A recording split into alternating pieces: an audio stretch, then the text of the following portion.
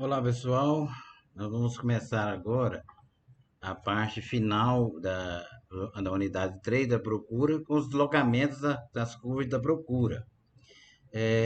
Observe aqui nesse gráfico, como eu já havia explicado, a curva da procura ela é inversamente proporcional, por isso que ela é descendente.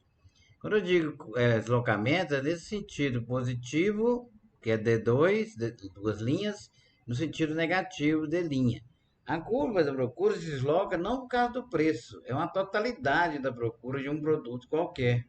Então são variações que a gente vai ver. A gente vai ver aqui quais são os fatores determinantes. O primeiro fator determinante do deslocamento da curva da procura é a renda. Significa o quê? Quanto maiores os níveis de renda, mais teremos consumidores de todos os produtos, praticamente. Mais comida, mais automóveis, mais viagens, mais lazer em geral, né? Mais saúde, mais educação. Então, desloca positivamente.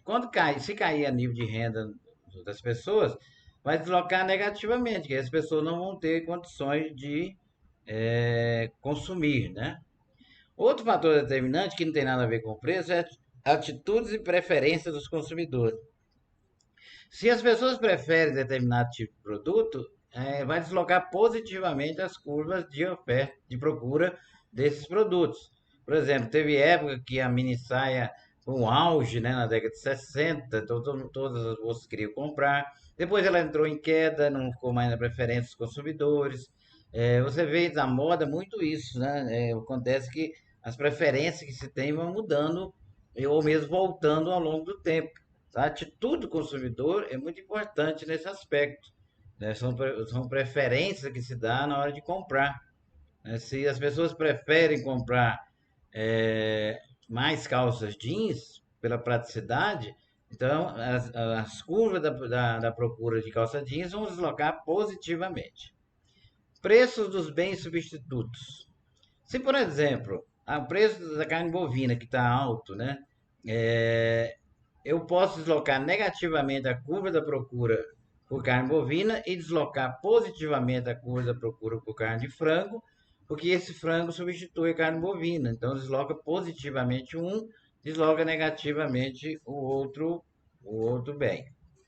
Preço dos bens complementares. Por exemplo, se você tem a academia está com preço bom, vai vender, as pessoas vão procurar mais academias, deslocar positivamente, e ainda disso vai vender mais tênis, mais malhas, mais aqueles proteínas, né? Tudo aquilo que a pessoa toma para poder malhar, né? Então desloca positivamente. Se for o contrário, vai deslocar negativamente. Então é sempre nesse sentido. E não, veja que ele não está falando de preço. As expectativas do consumidor são importantíssimas. Se ele tiver expectativa de que vai fazer frio, ele vai comprar mais roupas destinadas ao frio. Se ele tem expectativa que os preços da gasolina vai subir, ele vai tentar abastecer o carro antes de aumentar o preço e deslocar positivamente a curva da procura por gasolina. Então, expectativa, não quer dizer que vai acontecer, né?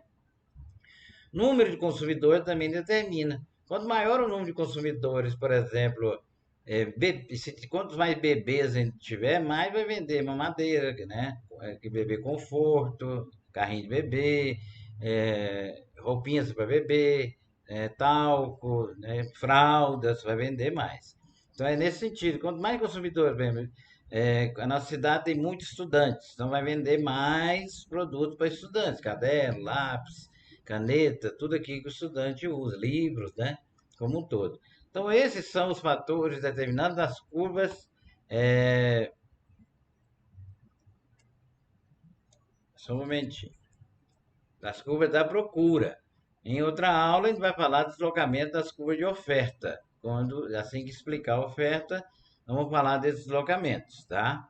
Então, espero que tenha entendido, né, que esses deslocamentos não dependem do preço do produto. Isso quer dizer que depende da renda, da atitude do consumidor, do preço dos bens substitutos, dos bens complementares, expectativa, número de consumidores, etc. Muito obrigado e até a próxima aula.